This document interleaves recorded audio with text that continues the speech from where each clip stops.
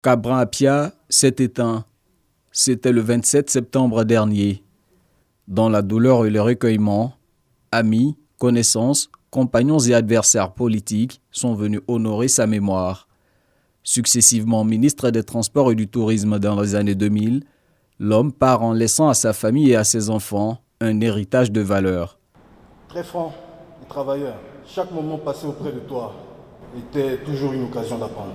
Tu as en effet inculqué à chacun d'entre nous la patience, l'abnégation, le pardon, l'esprit critique, le sens de l'écoute, du partage et du travail bien fait, et tellement de choses encore. Sur l'œuvre de l'homme, les témoignages ne manquent pas. Tous ceux qui ont connu ou côtoyé Cabran Apia lui reconnaissent de multiples qualités, singulièrement son éloquence qui ne laissait personne indifférent. Nous, de la génération Campus Info, nous sommes particulièrement marqués par son absence dans le forum.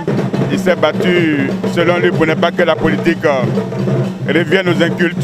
Il avait donc ce devoir de vérité envers lui. Cabran Apia, il faut retenir que c'est un homme de paix, c'est un homme consensuel, c'est un homme historique, c'est un homme plein de vie.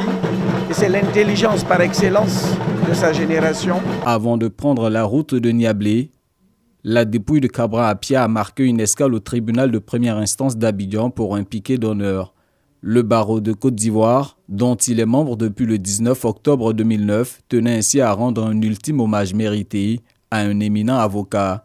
Assisté à cette cérémonie, le représentant du chef de l'État. Cabran Apia fait partie de ceux qui ont accepté de rentrer de leur exil et de contribuer à faciliter le retour de beaucoup de ses opposants là, qui étaient à l'exil à rentrer en Côte d'Ivoire.